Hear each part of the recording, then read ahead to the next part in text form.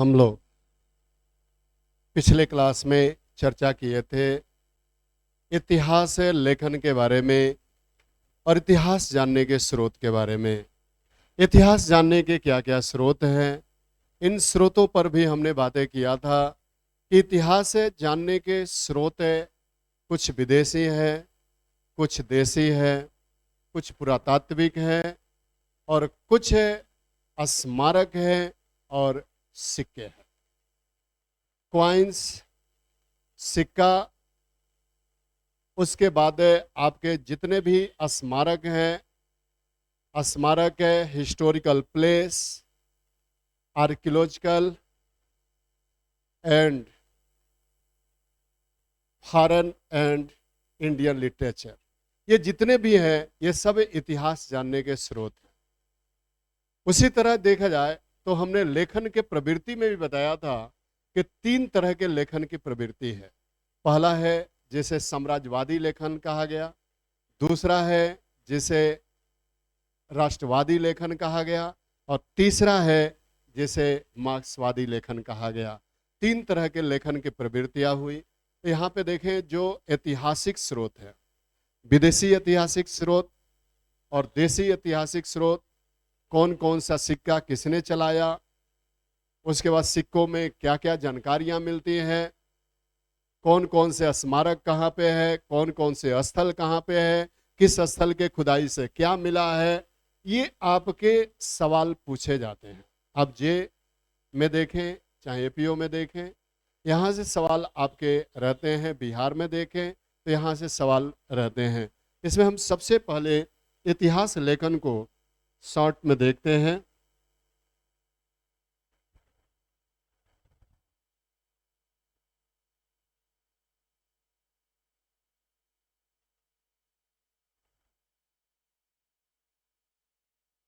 इतिहास लेखन को शॉर्ट में देखते हैं। सबसे पहले इतिहास लेखन की 3 प्रवृत्तियां हैं और इन तीनों प्रवृत्तियों पर अलग अलग इतिहासकार हैं। एक है जिसे कहा जाता है साम्राज्यवादी इतिहास लेखन, साम्राज्यवादी इतिहास लेखन है। दूसरा है जिसे कहा जाता है राष्ट्रवादी इतिहास लेखन और तीसरा है जिसे मार्क्सवादी इतिहास लेखन कहा जाता है, मार्क्सवादी कहा जाता है। तो यहाँ पे देखें जो साम्राज्यवादी है वो सब विदेशी हैं। साम्राज्यवादी हैं जिन्होंने इतिहास को अपने नजरिए से देखा। उनका मेन उद्देश्य था कि हम इतिहास को ऐसे धारा में पिरो के रखें कि हिंदुस्तान की जो मुख्य रूप से जो हिस्ट्री है वो दबी और कुचली दिखाई दे, और जितनी दबी कुचली दिखाई देगी उतना ही हम अधिक दिनों तक हिंदुस्तान पे शासन कर सकेंगे, भारत पे शासन कर सकेंगे। इसी उद्देश्य से यहाँ पे देखा जाए जे.एस. मिल हो, जे.एस. मिल हो या बी.ए. स्मिथ हो, बी.ए. स्मिथ हो या फिर मैक्स मूलर हो, इन सब ने साम्राज्यवादी इतिहास को लिखने का कार्य किया, साम्राज्यवादी इतिहास को दर्शाने का काम किया। यहां पे देखें जे.एस. मिल ने तो इतना कह दिया कि सांप्रदायिकता के आधार पर हिंदुस्तान के इतिहास के 3 भाग हैं। जे.एस. मिल ने हिंदुस्तान के इतिहास को एक तरह से कम्युनल के आधार पर 3 भागों में डिवाइड किया। सबसे पहला कहा कि जो सबसे पहला इतिहास था हिंदुस्तान का आरंभ से लेकर और हर्षवर्धन तक, उसमें सब राजा हिंदू राजा थे। जितने भी राजा हुए वो सब हिंदू राजा हुए, इसलिए वो हिंदू काल था।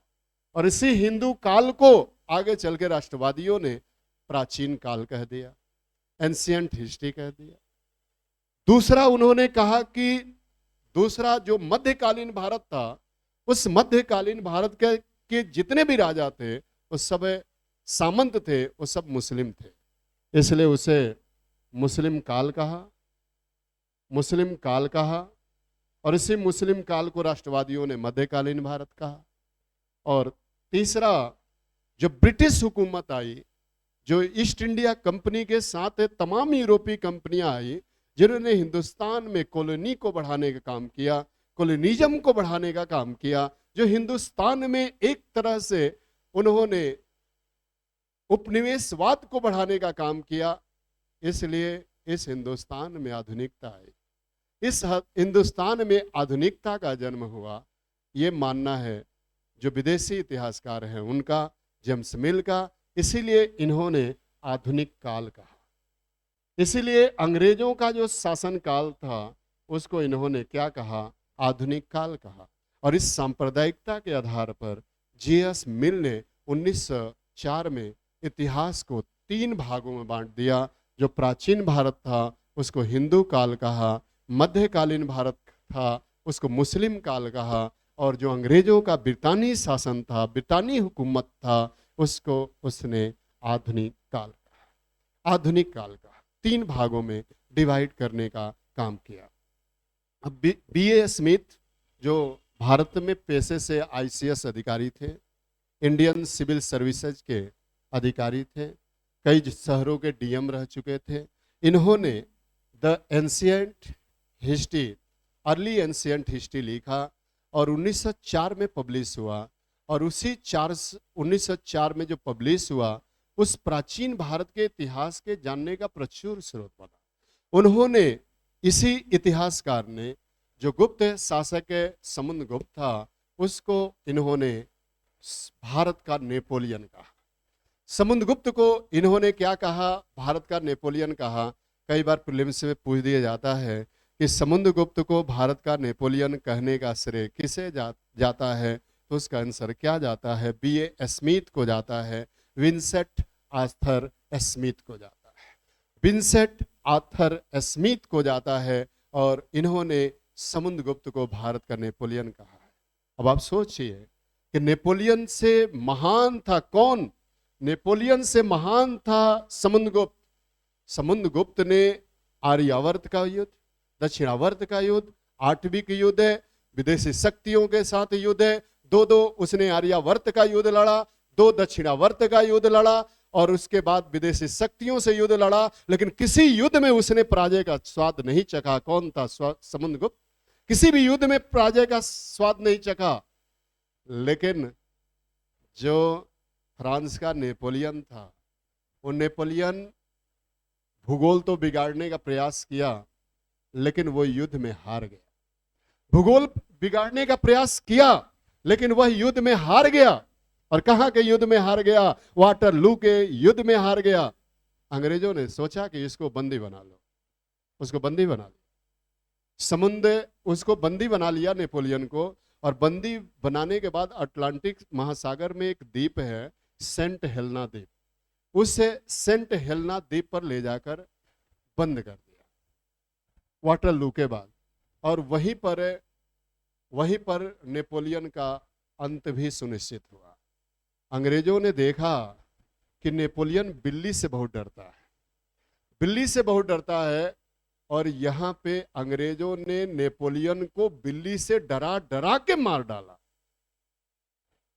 तो ऐसे डरपोक से तुलना समुद्रगुप्त जैसे विश्व विजयी राजा से करना कहाँ तक न्याय संगत है? उनको बस ये मनसा था कि हम नेपोलियन किसको कह सकते हैं, विजयों के आधार पर समुद्रगुप्त को कह सकते हैं। लेकिन कंपटीशन में आपको बस इतना ही लगाना है कि भारत का नेपोलियन किसे कहा जाता है? समुद्रगुप्त को कहा जाता है। किसने कहा है? बीए स्मिथ ने कहा है the early history of ancient India में। ये 3 सवाल है आपके जो पीसीएस जे का मेंस होता है, उसमें एक एक सवाल ऑब्जेक्टिव भी होते हैं।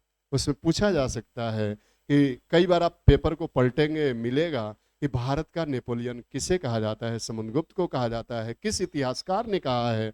बीए स्मिथ ने कहा है, विंसेंट आर्थर स्मिथ पूरा पूर्ण रूप है, इसने कहा है। और the early history of India नामक पुस्तक जो 1904 में पब्लिश हुई, उसी में उसने कहा। मैक्स मुलर के बारे में हम चर्चा किए थे कि इसने जितने वेद और उपनिषद हैं भारत के, उन सबको अंग्रेजी में कन्वर्जन किया था। ये जर्मन भाषा का विद्वान था। जर्मनी का रहने वाला था और इसने the secret books of east Asia के नाम से ये सभी उपनिषदों का अंग्रेजी में कन्वर्जन किया, सभी उपनिषदों का अंग्रेजी में अनुवाद करने का काम किया। सभी उपनिषदों का अंग्रेजी में अनुवाद किसने किया था? मैक्स मुलर ने किया था। और मैक्स मुलर ने किस नाम से किया था? मैक्स मुलर ने उपनिषदों को एक रहस्यमयी किताब बताया, एक सीक्रेट बुक बताया। और उसी मैक्स मुलर ने कहा कि ऋग्वेद की जो रचना है वो आर्यों ने 1500 ईसा पूर्व के आसपास सप्त सिंधु प्रदेश में किया था। 1500 ईसा पूर्व के आसपास सप्त सिंधु प्रदेश में किया था। अब यहाँ पे क्या था कि ऋग्वेद को दुनिया के सबसे प्राचीनतम रचनाओं में से एक माना जाता है, लेकिन उसने इसे बहुत वर्षों के बाद दिखाया, क्योंकि वो दिखाना चाहता था, वो ईसाई था और वो ये इस मत का समर्थक था कि हमारी बाइबल कभी भी डाउन न जाए, बाइबल से पुरानी ऋग्वेद न हो। इसलिए उसने अपने बाइबल की रचना 404 ईसा पूर्व में बताया और फिर ऋग्वेद की रचना कब बताया? 1500 ईसा पूर्व में बताया। तो ये मैक्स मुलर ने हिनोथिज्म नाम दिया और साथ ही साथ है इसी ने एक नाम दिया जिसे वेद उपनिषद का अंग्रेजी में अनुवाद किया, वेद उपनिषदों का अंग्रेजी में अनुवाद किया। एक नाम और भी है, सर विलियम जोन्स, जो भारत में क्या थे? न्यायाधीश थे। न्यायाधीश से पृष्ठभूमि थे जिसका नाम था सर विलियम जोन्स। और सर विलियम जोन्स ने एक संस्था बनाई, जो संस्था पूछी जाती है the Asiatic Society of Bengal. और Asiatic Society of Bengal, the Asiatic Society of Bengal का गठन कब किया गया था? 1784 अर्थात 1784 में। और इससे इस संस्था के स्थापना का प्रमुख उद्देश्य था कि हम भारतीय पुस्तकों का अंग्रेजी में ट्रांसलेट करवा सकें, भारतीय पुस्तकों का अंग्रेजी में ट्रांसलेट करवा सकें। और इसीलिए उन्होंने इस संस्था का गठन किया। इसमें मुख्य रूप से जितने न्यायाधीश थे उन न्यायाधीशों को यहाँ पे जोड़ना पड़ा। और इसी में एक न्यायाधीश था सर विल्किंसन, और उसी सर विल्किंसन ने किसका अंग्रेजी में अनुवाद किया? भगवत गीता का अंग्रेजी में अनुवाद किया। और हिंदुस्तान की पहली पुस्तक थी गीता, जो अंग्रेजी में अनुवाद हुई और उसे नाम क्या दिया गया? गीता को अंग्रेजी में अनुवाद किया गया, भगवत गीता नाम दिया गया। और उसके बाद फिर 1789 में दूसरी पुस्तक बनी कालिदास की अभिज्ञान शाकुंतलम, जिसका सर विलियम जोन्स ने स्वयं अनुवाद किया, जिसे एक तरह से अंग्रेजी में अनुवाद करने का काम किया गया।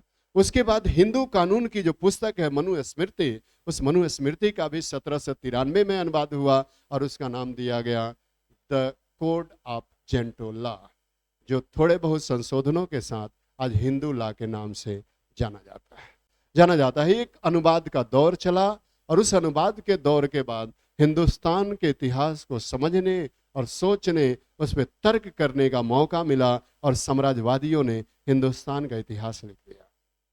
बहुत तो ऐसे इतिहासकार थे जो हिंदुस्तान नहीं आए, कैम्ब्रिज विश्वविद्यालय में बैठकर हिंदुस्तान का इतिहास लिख दिया, कैम्ब्रिज विश्वविद्यालय में बैठकर हिंदुस्तान का इतिहास लिख दिए। ऐसे ऐसे इतिहासकार थे। तो स्वाभाविक है कि जब भी कोई देश के इतिहास को कुचलने का प्रयास किया जाएगा, दबाने का प्रयास किया जाएगा, तो वहाँ का राष्ट्रवाद और जन्म लेगा।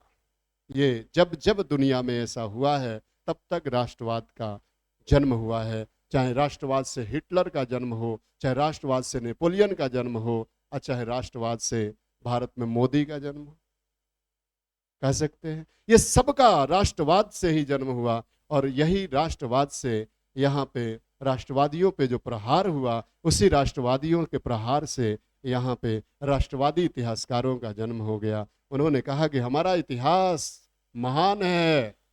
इन्होंने चंद्रगुप्त मौर्य को महान बताया, इन्होंने अशोक को महान बताया, इन्होंने देखा, हिंदुस्तान की संस्कृति और परंपरा को महान बताया। हिंदुस्तान के इतिहास में उन्होंने जोड़ा कि चंद्रगुप्त मौर्य ने उन क्षेत्रों पे अधिकार किया जिन क्षेत्रों पे आधुनिक वायुसेना से सुसज्जित फौज ने अधिकार नहीं जमा पाया, जिसको अफगान युद्ध में हार का सामना करना पड़ा। ऐसे क्षेत्रों पे चंद्रगुप्त मौर्य ने अधिकार किया, ऐसे क्षेत्रों पर अशोक ने शासन किया। तो राष्ट्रवाद था। तो आगे चलकर जब कार्ल मार्क्स के विचारधारा से रसिया का उद्भव हुआ तो मार्क्सवाद का जन्म हुआ। इसे नोट कर लेते हैं। इतिहास लिखन के तीन प्रवृत्तियां, साम्राज्यवाद, राष्ट्रवाद, मार्क्सवाद। साम्राज्यवाद में नोट कर लेंगे J.S. Mill, B.A. Smith, Max Müller, William Jones, ये सभी इतिहासकार हैं जो साम्राज्यवादी इतिहासकार हैं। बाय द वे पूछे कि ये पेशे से क्या हैं, तो पेशे से मुख्य रूप से ये एक इतिहासकार हैं। हालांकि सर विलियम जोन्स भारत में ICS अधिकारी थे, न्यायिक अधिकारी थे। ये आपका B.A. स्मिथ देखा जाए तो क्या था, B.A. स्मिथ यहाँ का ICS अधिकारी था। मैक्स मूलर तो कभी हिंदुस्तान नहीं आया, लेकिन जर्मनी में बैठ के हिंदुस्तान का इतिहास लिख दिया। ये नोट कर ले। J.S. मिल ने, स्टार बना के, J.S. मिल ने सांप्रदायिकता के आधार पर, J.S. मिल ने सांप्रदायिकता के आधार पर इतिहास को तीन भागों में विभाजित किया। इतिहास को तीन भागों में विभाजित किया। प्राचीन भारत को हिंदू काल, प्राचीन भारत को हिंदू काल, मध्यकालीन भारत को मुस्लिम काल और आधुनिक भारत को आधुनिक काल कहा। आधुनिक भारत को आधुनिक काल कहा, आधुनिक काल कहा। एक नोट कर लें। B.A. स्मिथ है, भारत में ICS अधिकारी थे। B.A. स्मिथ है, भारत में ICS अधिकारी थे और इन्होंने प्राचीन भारत पर किताब लिखा। प्राचीन भारत पर किताब लिखा।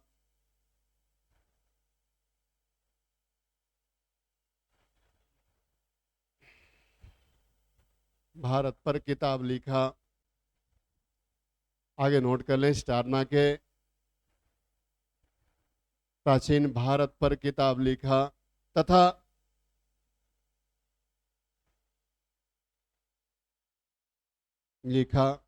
तथा इन्होंने समुद्रगुप्त को भारत का नेपोलियन कहा।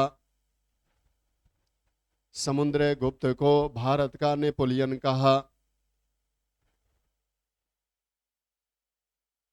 नेपोलियन कहा।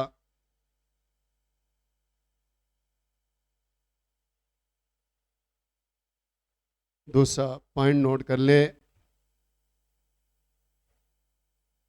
सर विलियम जोन्स है, स्टार बना के, सर विलियम जोन्स है,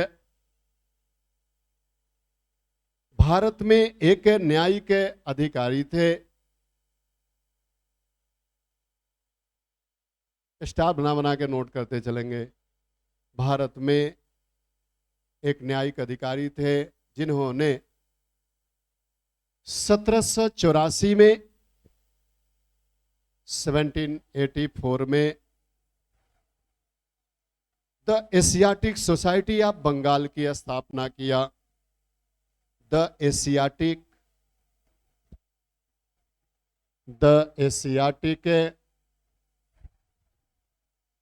सोसाइटी ऑफ बंगाल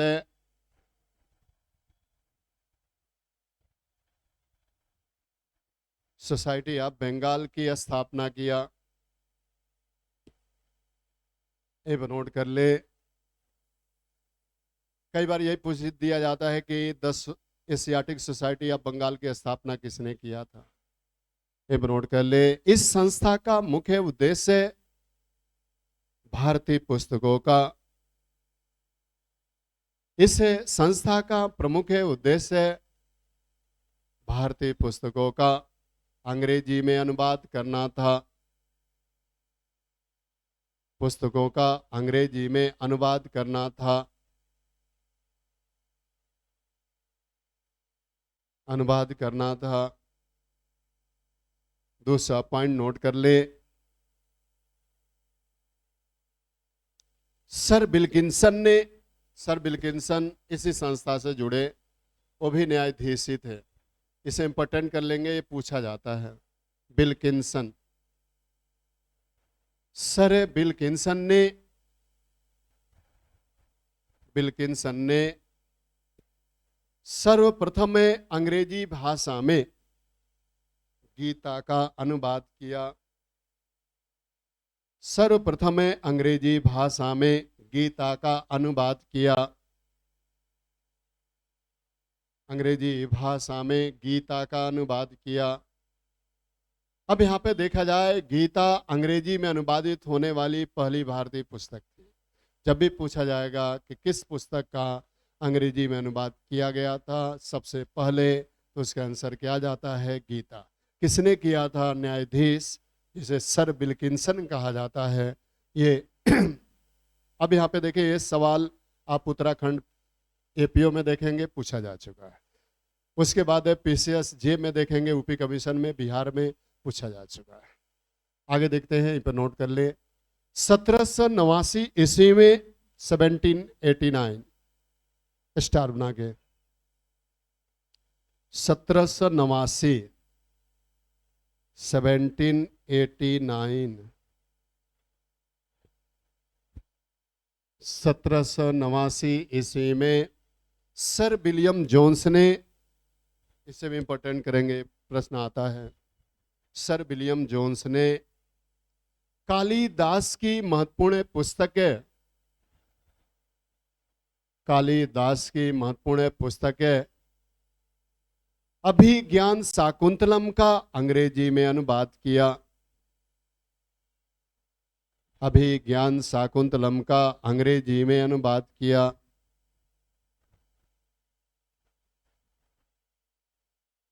आगे देखते हैं, दूसरा पॉइंट है, अंग्रेजी में अनुवाद किया। दूसरा पॉइंट है, 1793 में सर विलियम जोन्स ने 1793 में सर विलियम जोन्स ने हिंदू कानून की प्रमुख पुस्तक, हिंदू कानून की प्रमुख पुस्तक मनुस्मृति का अंग्रेजी में अनुवाद किया। मनुस्मृति का अंग्रेजी में अनुवाद किया।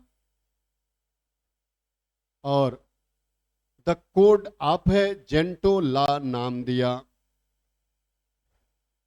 द कोड ऑफ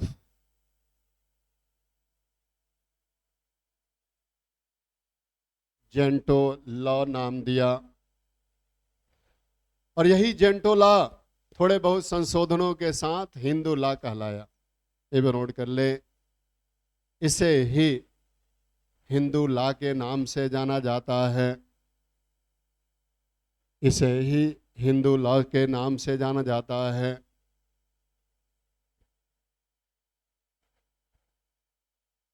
नाम से जाना जाता है। ये पर नोट कर लें, अलास्टार्ना के। मैक्स मूलर जर्मन विद्वान था। स्टार्ना के मैक्स मूलर जर्मन विद्वान था।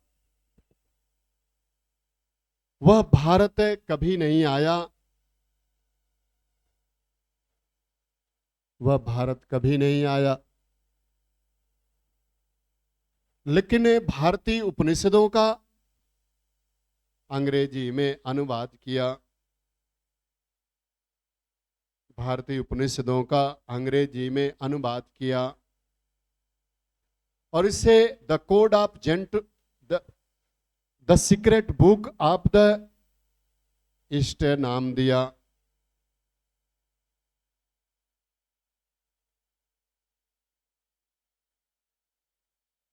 सीक्रेट है, बुक है, आप है, द ईस्ट नाम दिया। Secret book of the East नाम दिया।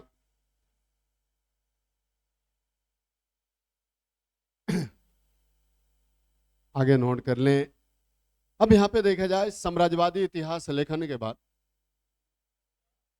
The secret books of the east, east पूरब, पूरब की रहस्यमयी किताब, secret book of the east, पूरब की रहस्यमयी किताब। आगे नोट कर ले, राष्ट्रवादी इतिहासकार। अब यहां पे देखा जाए तो इसी साम्राज्यवादी इतिहास का मुख्य उद्देश्य था कि हम जितने भारत को दबे कुचले दिखाएंगे उतना ही हिंदुस्तान पे ज्यादा दिनों तक शासन कर सकेंगे, हिंदुस्तान पे ज्यादा दिनों तक शासन कर सकेंगे। इसी के प्रतिक्रिया स्वरूप राष्ट्रवाद का जन्म हुआ। और इस राष्ट्रवाद में देखा जाए तो यहाँ पे राष्ट्रवादी इतिहास लेखन की प्रवृत्ति शुरू हुई और इसमें RG Bhandarkar,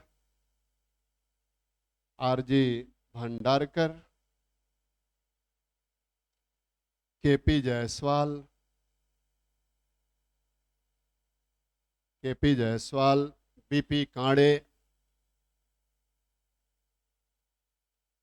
BP Kande, D are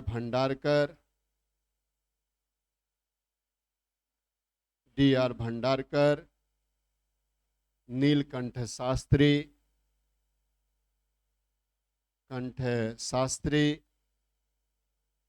तो ये देखा जाए जितने भी इतिहासकार हैं ये राष्ट्रवाद को आगे बढ़ाने का काम करते हैं, राष्ट्रवाद को आगे बढ़ाने का काम करते हैं। अब इसमें देखिए केपी जायसवाल की कभी कभी किताब पूछ दिया जाता है। इन्होंने हिंदू पॉलिटी नामक पुस्तक लिखा है, हिंदू पॉलिटी। उसके बाद बीपी कांडे ने हिंदू धर्मशास्त्र लिखा है, हिंदू धर्मशास्त्र। और यहां से एक सवाल है डी आर भंडारकर से, यह सवाल यूपीजे में भी पूछा गया है, आप देखेंगे बिहार में भी पूछा गया है। कौन ऐसा इतिहासकार था जिसने अभिलेखों और सिक्कों के आधार पर मौर्य वंश का इतिहास लिख दिया, अशोक का इतिहास लिख दिया। उसने कहा कि आप दिखा रहे हो कि हम अंग्रेजी में ट्रांसलेट कर रहे हैं हिंदुस्तान के पुस्तकों का और उसके बाद हम इसे अनुवाद कर रहे हैं, ट्रांसलेट कर रहे हैं। लेकिन सवाल यह है कि हिंदुस्तान के जो सिक्के हैं वो भी इतिहास बताने के लिए पर्याप्त है, हिंदुस्तान का जो अभिलेख है वो भी इतिहास बताने के लिए पर्याप्त है, इतिहास कहने के लिए पर्याप्त है। यहाँ पे केपी जायसवाल से एक सवाल है, इनकी किताब का क्या नाम है, हिंदू पॉलिटी। दूसरा सवाल है बीपी कांडे से, बीपी कांडे ने कौन सी किताब लिखा है, हिंदू धर्मशास्त्र लिखा है। तीसरा सवाल है और वो है डी आर भंडारकर से, इन्होंने अभिलेखों और सिक्कों के आधार पर ही मौर्य वंश का और अशोक का इतिहास लिख दिया। और नीलकंठ शास्त्री से है, इन्होंने दक्षिण भारत का प्राचीन इतिहास लिखा। ये पर नोट कर लेंगे। केपी जायसवाल हिंदू पॉलिटी, ये सब राष्ट्रवादी इतिहासकार हैं। केपी जायसवाल की कौन सी किताब है, हिंदू पॉलिटी। बीपी कांडे की क्या है, हिंदू धर्मशास्त्र है। डी आर भंडारकर से नोट कर लेंगे, स्टार बना के। डी आर भंडारकर ने अभिलेखों, epigraphy and coins, on basis of epigraphy and coins,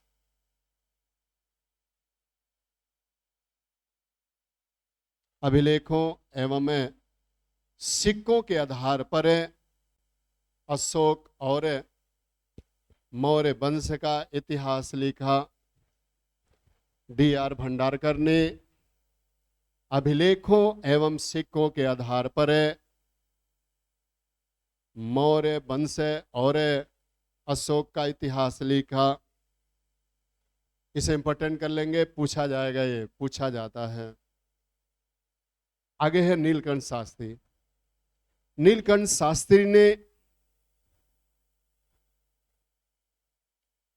Shastri ने history of ancient south India, दक्षिण भारत का प्राचीन इतिहास नामक पुस्तक लिखा। History of ancient south India नामक किताब लिखा। अब यहाँ पे देखें, यहाँ पे राष्ट्रवादियों के बाद फिर जमाना आ गया मार्क्सवादियों का। वामपंथ का जन्म मास्को विश्वविद्यालय से हुआ और उसी मास्को विश्वविद्यालय से मार्क्सवादियों का लेखन शुरू हुआ।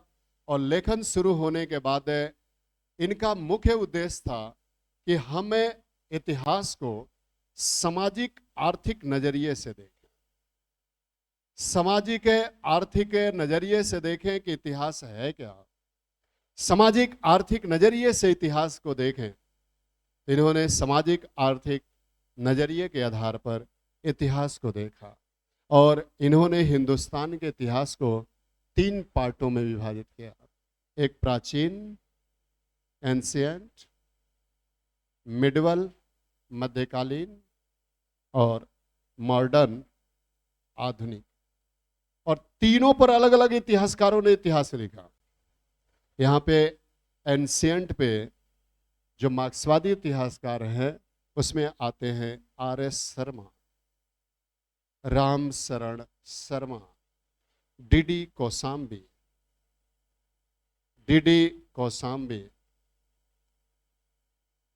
कौसाम्बी और रोमिला थापर। अब कई बार पूछा जाता है कि रोमिला थापर कौन है। रोमिला थापर एक महिला है जिन्होंने मार्क्सवादी इतिहास को लिखने का काम किया है। अशोक का इन्होंने इतिहास लिखा है। ये लेडीज है लेकिन अशोक को गाली देते हुए नजर आती हैं। कट्टर मार्क्सवादी हैं ये। कोई धर्म नहीं, कोई जाति नहीं, कोई देश नहीं, एक तरह से क्या है। इसीलिए आप देखते होंगे रोमिला थापर बहुत चर्चा में रहती है। 83-84 साल की है ये, लेकिन अभी भी जब बोलती है तो कहीं ना कहीं आग लगा देती हैं। तो ये क्या है, रोमिला थापर। रोमिला थापर भी एंशिएंट हिस्ट्री पे लिखती हैं। पूछा जाता है कि रोमिला थापर कौन है। एक इतिहासकार है, मार्क्सवादी इतिहासकार है। राम शरण शर्मा, डी.डी. कौसाम्बी, रोमिला थापर, ये प्राचीन भारत के इतिहास के ये मुख्य रूप से लिखने वाले लोग हैं। मध्यकालीन भारत पर किसने लिखा? मध्यकालीन भारत पर लिखने का काम किया है और वो है हबीब और निजामी। 2 इतिहासकार हैं जो मुस्लिम इतिहासकार हैं। इन्होंने मध्यकालीन भारत पर लिखने का कार्य किया है। इनकी भी किताबें आती हैं। अगला है आधुनिक भारत। और आधुनिक भारत पर किसने लिखा है? सबसे पहले तो लिखा है बिपिन चंद्रा ने। जिस बिपिन चंद्रा के आधुनिक भारत का इतिहास आता है, इंग्लिश हिंदी दोनों एडिशन आता है। बिपिन चंद्रा, दूसरा नाम है सतीश चंद्रा, तीसरा नाम है सुमित सरकार। ये है कुछ मार्क्सवादी इतिहासकार जिन पर हमने बातें किया। बिपिन चंद्रा आधुनिक भारत का इतिहास लिखते हैं। फ्रीडम मूवमेंट उनका पढ़ेंगे।